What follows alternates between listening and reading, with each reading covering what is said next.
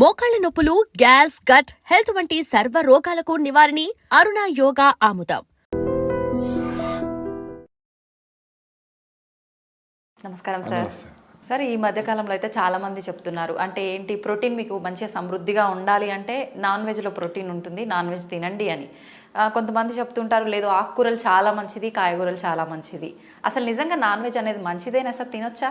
ఇప్పుడు మనము అంటే నేను నా ఒపీనియన్ చెప్తా. ఇది నాన్ వెజిటేరియన్ అందరూ నా మీద ఏమనుకో నాకేం పర్వాలేదు. నేను 30 years నుంచి వెజిటేరియన్, మోర్ దెన్ 30. నా హిమోగ్లోబిన్ 15.2. నాకు వచ్చిన రకరకాల లిగమెంటేర్లు, డీవీటీలు అన్నీ కూడా నేను మినిమం డాక్టర్ల ఇన్వెషన్తో పోగొట్టుకున్నా. ఇప్పుడు 7 kilometers ఈ రోజు పొద్దున కూడా 7 kilometers KBR full round running చేసిన. నేను వెజిటేరియన్. బాగుంది. నా ఏజ్కి నాకు 60, నా ఏజ్కి నాకు స్కిన్ బాగుంది, మైండ్ అలర్ట్గా ఉంది. మదనపల్లి నుంచి హైదరాబాద్కి 600 kilometers సెల్ఫ్ డ్రైవింగ్ చేసేస్తా. Super sir. దిగుతానే నిలబడి అప్పటికప్పుడే నా పని చేసుకుంటా. టైర్డ్నెస్ లేదు. మరి ఇంకేం హెల్త్గా, నేను వెజిటేరియన్ హెల్తీగా ఉన్నాను కదా లెక్క. నాన్ వెజ్ తింటేనే హెల్త్ వస్తుంది. నాన్ వెజ్ తినలేదే, మరి హెల్తీగానే ఉన్నా కదా. రెండోది, మన వెజిటేరియన్స్ అనే దానికి 3 కారణాలు చెప్తా. అది నిజమా కాదని మీరు వెరిఫై చేసుకోండి. మన ఇంటెస్టైన్, వెజిటేరియన్స్ దేనికైనా ఇంటెస్టైన్, చిన్న పేగులు అనేవి లాంగ్ వస్తాయి. Small intestine is very long, 7 meters ఉంటుంది, 21 feet 22 feet ఉంటుంది. ఆవులకైనా మేకలకైనా అందుకని లాంగ్ ఇంటెస్టైన్. రెండోది, వెజిటేరియన్ అనిమల్స్ అన్నీ నీళ్ళు తాగుతాయి.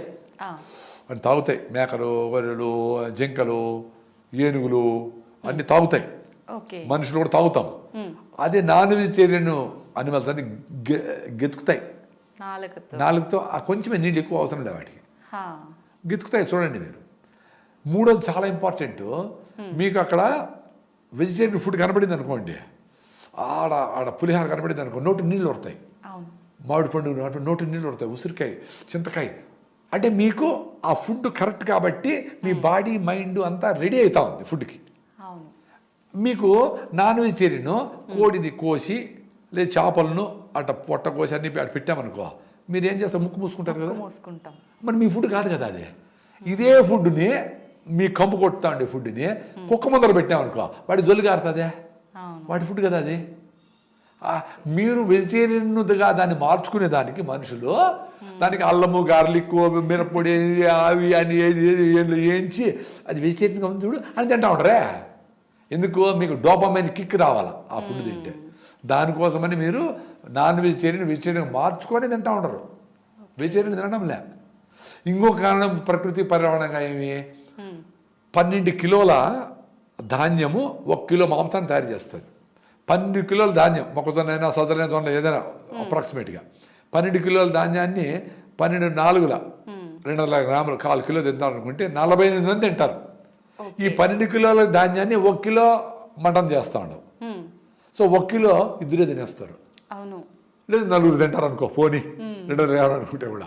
సో 48 మందికి సరిపోయే భోజనము 4 తినేస్తా ఉంటారు. రెండోది, ఈ ధాన్యం తయారు చేసేదానికి ఇన్ని నీళ్ళు కావాలి కదా. 1 లీటర్కి ఎంతో లెక్క నేను గుర్తులేదు, ఇలా మర్చిపోయినా. 1 kg తయారు కావడానికి ధాన్యము, రైస్కి అయితే 1300 లీటర్లు, మొక్కజొన్నకైతే కొంచెం తక్కువ ఏదో ఉన్నాయి. ఈ నీళ్ళన్నీ వేస్ట్ చేసి వాడి ధాన్యం తయారు చేసినాం. మళ్ళీ ఈ కోడినో మేకనో పెంచేదానికి దానికి మళ్ళీ ధాన్యం వేసి, దానికి ఫీల్డ్ వేసి, గీళ్ళు వేసి, ఇవన్నీ వేసి దానికి ఇన్ని నీళ్లు వేస్ట్ చేసి వాడి మళ్ళీ దాన్ని తయారు చేసినాము. ఎంత కరెంటు, ఎంత న్యాచురల్ రిసోర్సెస్, ఎన్ని నది నీళ్లు, ఎంత రిసోర్సెస్ అవసరం ఏముంది? ఇది చెప్పేసి మనం నాన్ వెజిటేరియన్ మీ ఇష్టం. ఇంకా నేను తినొద్దు చెప్పాలా, తిని హ్యాపీగా ఉండండి. మేము తినకుండా కూడా హ్యాపీగా ఉన్నాము. మేము ప్రోటీన్ కోసమని సాయంత్రం పొద్దున్నే మిల్లెట్స్, పల్లీల చట్నీ, పల్లీలు మంచి ప్రోటీన్ కదా. ఇంకా పప్పు ధాన్యాలు ఫుల్గా పప్పు వేసుకొని కుమ్ముతాం వేసి బాగా. ఇంకా సాయంత్రం అయ్యేటప్పటికి శనగలు, అలసందులు, బొబ్బర్లు అంటారు ఆంధ్ర సైడ్, పెసలు, ఆ తర్వాత ఇది శనగలు, నల్ల శనగలు, తెల్ల శనగలు, ఇవన్నీ బాగా ఉడకబెట్టి దానికి బాగా తెరమాత పెట్టి ఆనియన్స్ వేసి, నిమ్మకాయ విండి, కొబ్బరి తురుము వేసి ఇంత తిన్నామనుకో రోజు వస్తుంది కదా ప్రోటీను. ఓకే, కొబ్బరి తురుము కూడా వేసుకుంటారా సార్? బట్ టేస్టింగ్ ఉండేదానికి. ఓకే, కొబ్బరిలో ఫైబర్ ఉంటుంది. కొబ్బరి మీకు బ్రెయిన్ టానిక్ అని, బ్రెయిన్కి టానిక్ కొబ్బరి. అందుకనే డాక్టర్ బిఎం వెంకటే గారు కొబ్బరిని సూపర్ అన్నారు. మనమే కొబ్బరి తింటే కొలెస్ట్రాల్ వచ్చేస్తుంది అని చెప్పి అందరూ కొబ్బరి అనేది bad propaganda, wrong propaganda. Digestion problem కూడా ఉంటుంది, అరగదు కొబ్బరి తింటే అంటుంటారు సార్ చాలా మంది. అదే ఇప్పుడు మీరు ఏం పెడితే అది అరిగించాలి, మీ బాడీ రెడీ అవుతుంది, మీ సిస్టమ్ రెడీ అవుతుంది. ఓకే, ఇప్పుడు మీరు మంచిగా కొర్రలు, సాములు, రాగి ముద్ద, జొన్న రొట్టెలు దీన్ని బాగా పనిచేస్తూ ఉంటే దాన్ని అరిగించే దానికి సరిపోయే మైక్రో ఆర్గానిజం, మైక్రోబ్స్ లోపల తయారవుతాయి. ఓకే, మీరు స్టైల్గా ఇట్లా లోపలికి ఏదైనా బుడుక్కని లోపల పోయి చేశారనుకో, బుడుక్కని బయట వచ్చేదానికి ఏమేమి చేస్తారో ఆ వ్యవస్థ రెడీ అయి ఉంటుంది. సో మీరు కొర్రలు, సాములు, జొన్న రొట్టెలు స్టార్ట్ చేశారనుకో, కొబ్బరి, శనగలు కొన్ని ఎక్కువ తినే స్టార్ట్ చేశారనుకోండి, ఏది స్ప్రౌట్స్ ఏదైనా వారానికి ఒక రోజు మీరు మొలకలు కూడా తింటే మంచిదే. వారానికి ఒక రోజే, రోజు కాదు. రోజు తాగితే గ్యాస్ ట్రబుల్ రావచ్చు. అవి తినేదాన్ని తిన్నప్పుడు వాటిని డైజెస్ట్ చేయడానికి సరిపోయే మైక్రోబ్స్ ఆ సిస్టమ్ లోపల రెడీ కావాలి కదా. అది వారమో నెలలో పడుతుంది. అదే నాకు అరగలేదు నిలిపేస్తే ఎట్లా అరుగుతుంది? ఇప్పుడు చెరుకు పెట్టే గానిలో ఇనపరాడ్లు పెట్టామనుకో, రాయి వేసామనుకో, కరుగుతుందా? అంతే కదా. మీ సిస్టమ్ ఈజీగా అలవాటు అయింది, దానికి కాదు. కొన్ని రోజులు ట్రై చేయండి. 2 స్పూన్లు కొబ్బరి నూనె తాగండి పొద్దున్నే. బ్రెయిన్ టానిక్ అది. మనకు ముసలితనంలో వస్తుంది చూడు, డెమెన్షియా, పార్కిన్సన్స్, అదిరే రోగాలు, ఇట్లా వాటికన్నిటికీ కౌంటర్ అవుతుంది. పొద్దున్నే రోజు మీరు తాగండి కొబ్బరి నూనె 2 స్పూన్లు. చిన్నపిల్లలకు 1 స్పూన్, పెద్దలు 2-3 స్పూన్లు తాగండి. అది అద్భుతాలు చేస్తుంది. తర్వాత మీ బ్రేక్ఫాస్ట్తో పాటు 2 రోజులు నువ్వుల లడ్డు, 2 రోజులు పల్లీల లడ్డు, 2 రోజులు కొబ్బరి లడ్డు, ఇవి తాగండి. మీరు 1 మంత్లో 2% హిమోగ్లోబిన్ పెరుగుతుంది. ఇది అద్భుతం, ఇంకేం అవసరం లే. మీరు లడ్డు చేసే టైం లేకపోతే మీ బ్రేక్ఫాస్ట్ టేబుల్ మీదనే ఒక గ్లాస్ బాటిల్లో నువ్వులు కొద్దిగా వేస్తే టేస్ట్గా ఉంటాయి, ఫ్లేవర్ బాగుంటుంది. వేయించారు పెట్టండి. బెల్లం ముక్కలు అంత మొక్కలు చేసి పెట్టండి. ఆర్గానిక్ బెల్లం, నల్ల బెల్లం, తెల్లగా ఉండేది కాదు. తెల్లగా ఒరిజినల్గా ఏమైనా రైస్ చేస్తే తీసుకోండి, కానీ తెల్లదాని కోసం కెమికల్స్ కలుపుతారు, అది మంచిది కాదు. హైడ్రోస్ అన్ని కలుపుతారు, అది మంచిది కాదు. పల్లీలు రాత్రి నానబెట్టేసి పొద్దున్న అన్ని పల్లీలు 2 రోజులు పెట్టండి. బెల్లం, పల్లీలు, బెల్లం 2 రోజులు కొబ్బరి కొబ్బరి మొక్కలు, బెల్లం పెట్టండి. సో మీరు లడ్డు చేయాలా, లడ్డు చేసే టైం ఓపిక లేకపోతే మీరు అట్లే నువ్వులు వేసుకొని బెల్లం ముక్క లోపల వేసుకోండి, లడ్డు లోపలే తయారవుతుంది. ఏమైనా లడ్డు అయినా మనం తినే కదా తినేది, లడ్డు చేసే టైం లేదు, బిజీ కదా. ఏదైనా చిన్న పని చెప్తే అమ్మా పని టైం లేదే అంటాడు. మరి ఇన్ని మిషన్లు, ఇంత అదృష్టం, ఇన్ని లిఫ్ట్లు, ఇంత కరెంటు, ఇన్ని గ్రైండర్లు, ఇన్ని వచ్చినాయి కదా, ఇంకా టైం లేకపోతే ఎట్లా? ఆ కిచెన్ను గౌరవించి ఎవరో ఒకరు డెడికేట్ అయ్యి, అమ్మో నానమ్మో 2 ఉద్యోగం చేయకుండా మొగుడో 40 పాకం బాగా నేర్చుకొని ఆయన చేసి మంచి ఫుడ్ ఇంట్లో తిని ఇల్లు సర్దుకొని ఇల్లు అన్నీ చూసుకొని చాలా పెద్ద పని అది. తమాషగా మహిళలు ఏమంటారు, ఏం చేస్తామంటే ఏం లేదండి ఇంట్లో ఉంటాను అంటే, ఇల్లు పెద్ద పని. నువ్వు చేసే ఉద్యోగం కంటే ఇల్లు మెయింటైన్ చేసి చాలా అద్భుతమైన, ఆకర్షణీయమైన, అందమైన, అవసరమైన పని. దాన్ని నెగ్లెక్ట్ చేసి ఎవరి చేతిలో పెట్టేసి పని వాళ్ళకి ఇచ్చేసి అవన్నీ ఏదో చేసేసి ఏదో ఆర్డర్ ఇచ్చి అది వచ్చేసి అది తింటా ఆ ప్లాస్టిక్ కవర్లో వేసుకొని వేడివన్నీ ప్యాకింగ్ చేసుకొని. నేను చూసిన చాలామంది సాంబార్ రసం అంతా ప్లాస్టిక్ కవర్లో ఎత్తుకుంటాను. సో ఈ plastic nano particles, micro particles దాన్ని లీక్ అవుతాయి కదా, అవన్నీ తాగుతూ ఉంటారు. ఎంత అన్యాయం. క్యాన్సర్ హాస్పిటల్ పెరిగిపోతూ ఉంటాయి. అన్ని మిస్టేక్లే. ఎట్లా ఇవన్నీ చెప్పాలి కదా పిల్లలకి. పెద్దోళ్ళు చెప్పాలా, టీచర్లు చెప్పాలా, స్కూల్లో చెప్పాలా, మనం మాట్లాడుకునే మాటన్ని ఎడ్యుకేట్ చేయాలి వాళ్ళని. పేరెంట్స్ ఈ పిల్లలకి ఆశ సంపాదించడానికి బిజీగా ఉండరు, టీచర్లు వాళ్ళ మార్కులు తెచ్చారు బిజీగా ఉండరు. ఇంక ఈ విషయాలు నేను ఎప్పుడు చెప్పాలా? ఇప్పుడు సెంట్రల్ గవర్నమెంట్ రీసెంట్గా స్కీమ్లో ఈ విషయాలన్నీ, ఎన్విరాన్మెంటల్ ఇష్యూస్, వ్యవసాయము, పని, పాడి పంట, అట్లా చదువు, సంధ్య అన్నీ, అంటే పనులతో పాటు చదువు కూడా ఉండాలా అనేది ఇప్పుడు రీసెంట్గా ఈ ఎడ్యుకేషన్ పాలసీలో వచ్చినట్లుంది. అందుకనే మా పొలం దగ్గర కూడా పిల్లల్ని పిలుచుకొచ్చి కంపల్సరీగా ఫోటోలు తీసుకొని వచ్చినాము, చేస్తాము, వరి నాటారు, ఏదో కొన్ని చిన్న పనులు చేయించాలని కూడా చేస్తా ఉన్నాము. నిజంగా ఎంత చేంజ్ అయిపోయింది సార్. ఒకప్పటి కాలంలో అయితే తల్లి తండ్రి వ్యవసాయం చేస్తే పిల్లలు స్కూల్ నుంచి రాగానే వెళ్ళటం, చూసుకోవడం, న్యాచురల్గా ఇన్వాల్వ్ అయ్యేవాళ్ళు. ఏదో ఒకటి మోసుకొని మేము టమాటా బాక్సులు మోసేవాళ్ళం, అన్నీ చేసేవాళ్ళము. అందుకనే మేము హాయిగా ఉన్నాము. ఇప్పుడు మేము వ్యవసాయ కుటుంబము, వ్యవసాయంలో మా నాన్నకి మా అమ్మకి తోడుగా ఉన్నాం కాబట్టి, ఇంటి పనులు కూడా చేస్తున్నాం కాబట్టి మేము ఇప్పుడు అట్లా అందరితో కలిసిపోగలుగుతాను. అసలు వ్యవసాయము వ్యవసాయ విధానాలలో ఆ జాయింట్ ఫ్యామిలీస్ అనేదే పెద్ద సైన్సు. అవును. సో వీటిల్లో కలిసి బతుకుతా ఉన్నాం కాబట్టి మాకెవరు సపరేట్గా పర్సనాలిటీ డెవలప్మెంట్ ఏం అవసరం లే. పర్సనాలిటీ డెవలప్ అయిన వాళ్ళతోనే కలిసి ఉన్నాం కాబట్టి ఆటోమేటిక్గా వచ్చింది మాకు. తెలిసిపోయింది. అవును. సో నాకు ఎవరు కొత్త పాత ఎవరు ఏం లే. ఏదో బస్సులో పోతా అంటే వాడికి ఏదో సమస్య నేనే ఎందుకు వీడి గుంతు రాగుంది థైరాయిడ్ ఏదో చెప్తా ఉంటా, మాట్లాడుతూ ఉంటా. మా పిల్లల ముందర ఏంది కొత్త వాళ్ళతో అంతా మాట్లాడేస్తావే అన్నాడు. కొత్త వాళ్ళతోనే కదా మాట్లాడాలా, వాడు దిగి వెళ్ళిపోతే వాడికి కూడా చెప్పేది. పాత వాడు ఎప్పుడైనా మాట్లాడచ్చు చెప్తాను నేను. ఇప్పుడు అడగలే, ఇప్పుడు జనాలు అందరూ అలవాటు అయిపోయింది, ఇప్పుడు అడగరు ఎవరు. సో మనము కుటుంబం అనేది పెద్దది చేయాలి. మీ భార్య బిడ్డలు పెంచేసి ప్రపంచమంతా నాదే చీమనోడు తొక్కకుండా పోవాలా అనుకున్నామనుకో, మీ భార్య భర్తను ఇంకా బాగా ప్రేమించవచ్చు. ఇంత ప్రేమ ప్రపంచాన్ని ప్రేమించినప్పుడు ఇన్ని టన్నులు ప్రేమ ఉంటే మీ భార్య బిడ్డ ప్రేమించేది పెద్ద పనే, చాలా ఈజీ కదా. అందరూ వేస్ట్ ఫెలోస్ వేస్ట్ అనుకొని ఇంటికి వస్తాను లవ్ డార్లింగ్ అంటే ఎట కుదరుతుంది. అది చెత్త ఆలోచన, చెత్తది. I can love only my family అంటే మిగతా వాళ్ళందరూ ఏం గొర్రెలా. ఏదైనా కష్టం వచ్చింది అనుకో, నాకు ఎవరు రాలేదు నడుస్తూ ఉంటాడు. ఏమన్నా కష్టం వచ్చి నువ్వు పోయినావా లేదు, మరి ఎట్లా ఎక్స్పెక్ట్ చేస్తావమ్మా? రాంగ్, ఈ సైకాలజీ రాంగ్. మా ఇంట్లో మేము చిన్నప్పుడు మా అమ్మ ఎవరన్నా గెస్ట్ వచ్చాను అనుకో, ఎవరు ఏమైనా కూడా అది వన్కి వచ్చింటే వాళ్ళు మాట్లాడే తీరును బట్టే 70 వేడి నీళ్ళు ఉంటాయి, అన్నం చేసి ఏదో చేసి పత్రం చేసి ఏదో దంచేసి ఏదో చేసి నూరేసి అన్న రెడీ ఉంది పోయి రానివాడు. మీరు ఉండారా, మీరు తింటారా, వచ్చినారా, మీరు తినేసి వచ్చింటారులే అన్న ఈ మాట నేను లేవు. మీరు తింటా అంటే వంట చేస్తా, మీరు తింటారంటే వంట చేస్తా, ఏందిరా ఆయన ఏదో ఉన్నది మీరు తినే వచ్చినామా, అయినా కొంచెం తినేసిపోతానండి, భోజనం వచ్చాము కొంచెం వేస్ట్ అయిపోతుంది తింటున్నాండి, ఇట్లా వర్డ్స్ వాడేవాళ్ళు. ఇప్పుడు ఏమంటే యూనిట్గా పోవాలంటే ఎంతమంది వస్తామో, ఎప్పుడు వస్తామో, దేంట్లో వస్తామో, వెజ్జా నాన్ వెజ్జా, పిల్లలు వస్తూ ఉండరా, ఇన్ని చేస్తే పిల్లలు వస్తారని తెలిస్తే మమ్మల్ని నెత్తిపెట్టి లోపల పెట్టేస్తారు. ఎందుకు వాళ్ళు ఎరగొట్టేస్తారని వాళ్ళు పైన ఎక్కువ కాళ్ళు పైన పెట్టుకోలేరు. కానీ ఒరేనైనా అన్నింటి ప్లాస్టిక్ కవర్లు వేసుకొని మీరు ప్లాస్టిక్ కవర్ కూడా సావండి పెద్ద పెద్ద వాళ్ళందరూ. పిల్లలు వస్తే ఆరోగ్యంగా ఉంటారు, రొచ్చు పోస్తే పోతే తుడుచుకోండి, ఏమవుతుంది? ఎంత పిలిచేది ఎందుకు, వాళ్ళు వచ్చిన టెన్షన్ పడేది ఎందుకు? అందుకే ఎవరు పిలవడంలే, ఎవరు ఇంటికి పిలవడం. Okay will have a get together ఎక్కడ అంటే సరోవర్ హోటల్ అదే ఇంటికి వస్తే పని ఎక్కువ గెలీజ్ అయిపోతుంది, మళ్ళీ క్లీన్ చేసుకోవాలని. అరే నీ ఇల్లు అందరి ఇల్లు మన ఇల్లే అనేవాళ్ళు, నా ఇల్లునే. ఇప్పుడు ఇంట్లో కూడా నా రూమ్ అంటున్నాడు పిల్లోడు, కూతురు రూమ్ వేరే కొడుకు రూమ్ వేరే. ఏంది ఎక్కడికి పోతా ఉండరా స్వామి? అందుకే హ్యాపీనెస్ లేదు ఎవరికి, అంత సెల్ఫ్ సెంటర్డ్ అయిపోయి సెల్ఫ్ సెంట్రిక్ అయిపోయినా. నిజంగా అసలు సూపర్ సార్, అసలు మీ మాటలు వింటుంటే అట్లా వినాలనే అనిపిస్తుంది ఎంతసేపు అయినా. మీరు పాటించండి, హ్యాపీగా ఉంటారు. Thank you sir.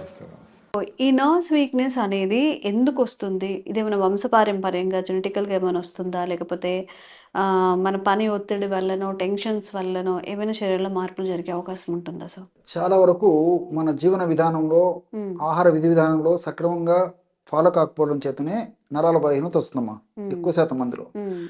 ఈ నరాల బలహీనతకి పోషకాహార లోపము ఎక్కువ శాతం మందిలో కారణంగా ఉంటుంది. పోషకాహార లోపం అంటే ముఖ్యంగా ఈ బి కాంప్లెక్స్ విటమిన్స్, అదేవిధంగా కొన్ని రకాల మినరల్స్, కాల్షియము, ఫాస్ఫరస్, మెగ్నీషియము ఇలాంటి వాటి లోపాల వల్ల కూడా ఈ నరాల బలహీనత వస్తూ ఉంటుందమ్మా.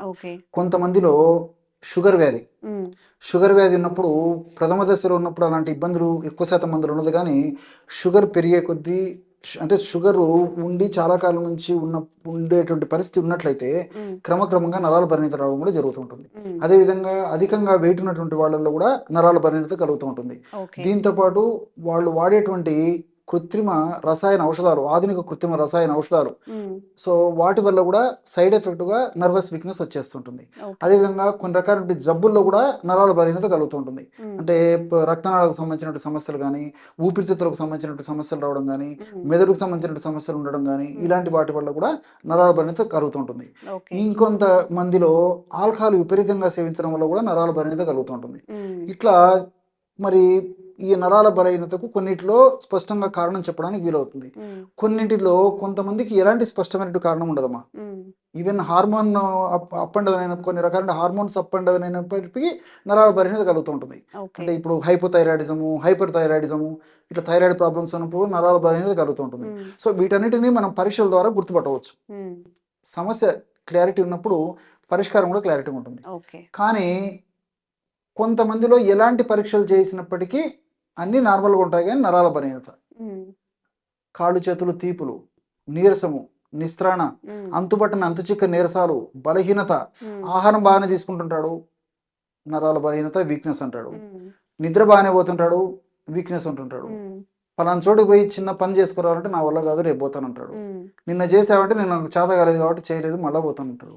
చిన్నపిల్లల నుంచి పెద్దల వరకు చరివిత చరణం అయ్యేటువంటి పరిస్థితి ఏర్పడుతుందమ్మా. సో దీనికి ఏంటంటే పోషకాహార లోపం ఒక కారణం అయితే, పోషకరహితమైనటువంటి జంక్ ఫుడ్, ఫాస్ట్ ఫుడ్స్ విచ్చలవిడిగా విపరీతంగా తీసుకోవడం కూడా మరొక ప్రధాన కారణంగా చెప్పుకోవచ్చమ్మా. సో ఈ రోజుల్లో ఏమంటే ఆహారం ఎక్కువగా తీసుకుంటున్నాం కానీ పోషకరహితమైనటువంటి ఆహారం తీసుకుంటున్నాం. ఫర్ ఎగ్జాంపుల్ మనం 4 సార్లు 5 సార్లు 6 సార్లు 7 సార్లు ఆహారం తీసుకునేటువంటి పరిస్థితి ఏర్పడుతుంది. మరి పోషకాహార లోపం ఉండకూడదు కదమ్మా. ఇంకా మీకు ఎక్కువ ఫుడ్ తినేవాడికి ఇంకా నీరసం వచ్చేస్తుంది. సో దీనికంతా ఏం జరుగుతుందంటే మనం బ్రాడ్గా ఆలోచన చేస్తే కణాల్లో శక్తిని కలుగజేసేటువంటి మైటోకాండ్రియా అనేటువంటి నిర్మాణాలు ఉంటాయమ్మా. ఈ మైటోకాండ్రియా అనేటువంటి నిర్మాణాలు చక్కగా సమర్థవంతంగా పనిచేసేసి మైటోకాండ్రియాలు సెల్లో బాగా ఉన్నప్పుడు నీరసము, నిస్త్రాణ, బలహీనత ఇలాంటివి ఉండవు. సో అవి తక్కువగా లోపల సెల్లో ఉన్నప్పటికీ లేకపోతే సమర్థవంతంగా పనిచేయనప్పటికీ ఈ యొక్క సమస్య కలుగుతూ ఉంటుంది. సో ఈ రోజుల్లో మరి 3 పూట్ల ఉదయం పూట బాగా టిఫిన్ చేస్తాం, మధ్యాహ్నం పూట బాగా కడుపు నిండా భోజనం చేస్తాం, రాత్రి పూట మళ్ళీ భోజనము టిఫిన్ కడుపు నిండా చేస్తాము. మళ్ళీ ఈ మధ్యలో మొహమాటం కొద్దను ఇంకొక పార్టీను, ఇంకొక కార్యక్రమం, ఇంకోటి మధ్యలో ఫుడ్ తీసుకుంటుంటాము. మరి ఇవన్నీ ఉన్నప్పుడు నరాల బలహీనత రాకూడదు. సో ఇలాంటి ఆహారం తీసుకున్నప్పటికీ సూక్ష్మ పోషకాల లోపం జరుగుతుంది. సో వీటిల్లో స్థూల పోషకాలు ఉదాహరణకి మనం ఇడ్లీలు తిన్నాం అనుకున్నామా, 5 ఇడ్లీలు 6 ఇడ్లీలు 10 ఇడ్లీలు ఎవరికి ఇష్టమైనది తింటుంటారు. మరి ఇడ్లీలు తిన్నప్పుడు దాంట్లో పిండి పదార్థాలు ఉంటాయి, నరాల బలహీనత రాకూడదు. మధ్యాహ్నం అన్నం తింటాం, నరాల బలహీనత రాకూడదు. మరి ఇంత తిన్నప్పటికీ నరాల బలహీనత ఎందుకు వస్తుందంటే సో సూక్ష్మ పోషకాంశాలు దాంట్లో లోపం జరిగిపోయినాయి. పాలిష్డ్ ఫుడ్ తింటున్నాం. సో ఫర్ ఎగ్జాంపుల్ బియ్యంతో చేసిన పదార్థాలు విపరీతంగా వాడుతున్నాము. సో ఉపయోగపడేటువంటి ముఖ్యమైనటువంటి ఆహారాన్ని తౌడును పక్కన వారేసేసి తౌడును పక్కన వారేసి పాలిష్ రైస్తో తయారు చేసుకున్నటువంటి పదార్థాలని తింటున్నాం. పిండి పదార్థాలు తప్ప ఏమున్నాయమ్మా, క్యాలరీస్ తప్ప ఏమున్నాయమ్మా. సో వీటి వల్ల ఏం జరుగుతుందంటే సో మైటోకాండ్రియా పనిచేయదు. పిండి పదార్థాలు ఉన్నప్పటికీ శక్తినిచ్చేటువంటి పిండి పదార్థాలు, ఇతర పదార్థాలు మనం కణానికి అందించినప్పటికీ సూక్ష్మ పోషకాలు లేనిది మైటోకాండ్రియా నిద్ర స్థితిలో ఉండిపోతుంది. ఆ మైటోకాండ్రియా పనిచేసినప్పుడు నీకు శక్తి వస్తుంది. ఎక్కడొస్తుందమ్మా? సో సూక్ష్మ పోషకాలు అందించగలిగినప్పుడు ఆ యొక్క పరిస్థితి లేకుండా ఉంటుంది. మరి అలాంటి ఔషధాన్ని వాడుకోవాలంటమ్మా సో కారణం స్పష్టంగా తెలిసి నీరసం, నిస్తరణ వచ్చినప్పటికీ, కారణం స్పష్టంగా తెలియకుండా నీరసం, నిస్తరణ వచ్చినప్పటికీ, ఏది ఏమైనప్పటికీ మనకు తగ్గడం ప్రధానం. వైద్యులు సూచించిన మేరకు ఆ ఔషధాలు వాడుకుంటూ కూడా నేను చెప్పినటువంటి పద్ధతిలో బ్రహ్మాండమైనటువంటి ఔషధాన్ని తయారు చేసుకుని వాడుకోగలిగితే అత్యంత త్వరగా, శీఘ్రంగా, వెంటనే సత్వరమే నరాల్లో చైతన్యం వచ్చేసి, రక్తనాళాల్లో చైతన్యం వచ్చేసి, బ్రెయిన్లో చైతన్యం వచ్చేసి సమర్థవంతంగా మంచి ఇదిగా స్ట్రాంగ్గా తయారయ్యేటువంటి పరిస్థితి ఏర్పడుతున్నాం. అంత యాక్టివ్గా తయారవుతారు అనమాట. చలాకీగా, చాకచక్యంగా తయారవుతారు మనుషులు కూడా. సో చిన్నపిల్లల నుంచి పెద్దల వరకు కూడా ఇప్పుడు నేను చెప్పబోయేటువంటి ఔషధం ఉపయోగపడుతుందమ్మా. సో సందర్భం వచ్చింది కాబట్టి చెప్తున్నామా. నేను చెప్పడమే తౌడు గురించి చెప్పాను. అది ఎందుకు పనికిరాని చెత్త ఔషధంగా మనం బయట పారేస్తున్నాం. చెత్త ఔషధం కూడా చెప్పకూడదమ్మా, ఎందుకు పనికిరానిగా పారేసేస్తాం. ఆ తౌడు ఇప్పుడు అవసరమవుతుంది. పూర్వకాలం మనం తౌడు ఉన్నటువంటి బియ్యంతో చేసుకునే పదార్థాలు తిన్నారు కాబట్టి మరి వాళ్ళు 3 పూట్ల 2 పూట్ల ఆహారం తిన్నప్పటికీ అంత స్ట్రాంగ్గా ఉండేవాళ్ళు. మనం రోజు 7-8 సార్లు తిన్నప్పటికీ వాళ్ళలో కనీసం 25% కూడా వాళ్ళ గట్టితనము, ఆ యొక్క బలం మనకు లేకుండా పోతుంది. సో తౌడు అవసరం ఉందమ్మా ఇప్పుడు. సో తౌడు ఒక 50 గ్రాములు తీసుకోవాలి. మంచి తౌడు మనకు మార్కెట్లో దొరుకుతుంది. సో అశ్వగంధ చూర్ణం ఒక 50 గ్రాములు తీసుకోవాలి. ఏలకుల పొడి ఒక 50 గ్రాములు తీసుకోవాలి. సో తౌడు 50 గ్రాములు, అశ్వగంధ చూర్ణం 50 గ్రాములు, ఏలకుల పొడి 50 గ్రాములు. సో ఈ 3 పదార్థాలు బాగా కలపడం వల్ల బ్రహ్మాండమైనటువంటి ఔషధం తయారైపోతుందమ్మా. సో అశ్వగంధలో కూడా ఈ యొక్క మైటోకాండ్రియాను శక్తివంతం చేసి సమర్థవంతంగా పనిచేసేందుకు ఉపయోగపడేటువంటి గ్లైకో అమైనో గ్లైకాన్స్ అనేటువంటి రసాయన పదార్థాలు ఉన్నాయన్నమాట. సో వీటి వల్ల కూడా మైటోకాండ్రియా శక్తివంతంగా తయారైపోతుంది. ఏలకుల్లో ఉన్నటువంటి కొన్ని రసాయన పదార్థాలు కూడా ఆ విధంగా పనిచేస్తాయి. సో ఈ 3 పదార్థాలు కలిపి ఔషధంగా తయారు చేసుకుని రోజు ఒక్కసారి కానీ, సమస్య మరీ ఎక్కువగా అంటే రోజు 2 సార్లు కానీ, ఒక 1/2 టీ స్పూన్ పౌడర్ కప్పు పాలల్లో కానీ, కప్పు నీళ్ళలో కలిపి కానీ తీసుకుంటున్నారమ్మా. ఈ విధంగా క్రమం తప్పకుండా రోజు ఒక్కసారి కానీ 2 సార్లు కానీ ఈ యొక్క ఔషధాన్ని తీసుకోవడం వల్ల మరి ఏ కారణం వల్ల నరాల బలహీనత సమస్య వచ్చినప్పటికీ ఆ యొక్క కారణాలన్నింటినీ త్వరగా చక్కదిద్దేందుకు ఈ యొక్క ఔషధం చాలా చక్కగా ఉపయోగపడుతుందమ్మా. కారణం లేనప్పటికీ ఇది పనిచేస్తుంది, కారణం ఉన్నప్పటికీ ఇది పనిచేస్తుంది. సో నరాల బలహీనత ఉన్న వాళ్ళందరికీ కూడా సార్ ఇప్పుడైతే చెప్పారు చాలా ఎఫిషియెంట్గా పనిచేస్తుంది. తప్పకుండా ట్రై చేయండి. మేము కూడా ఇంకా అవేర్నెస్ కల్పించే వీడియోస్ మధుసూదన్ గారితో చేస్తూనే ఉంటాము. Thank you so much. నమస్తే. And for more videos, Please subscribe to iDream. Please subscribe to iDream. Please subscribe iDream. And please subscribe to iDream. For more videos, subscribe to iDream. please like, share, and subscribe to the channel. Congratulations, iDream. Subscribe to iDream. Subscribe to iDream. So subscribe to iDream Media. iDream ki iDream team andarki huge congratulations. Please subscribe iDream Media. Please subscribe to iDream. Subscribe iDream. Please subscribe to iDream. iDream అంటే నా కళల channel subscribe చేసుకున్నారు, నోరు తిరుగుతలేదు. మీరైతే గంట గుర్తు కొట్టండి. For more such videos, please subscribe to iDream.